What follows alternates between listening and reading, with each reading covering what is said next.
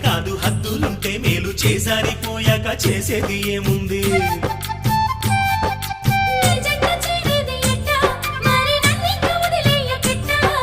నన్నిట్ట వేధించకే ఓ భామ నీ మనసు మార్చే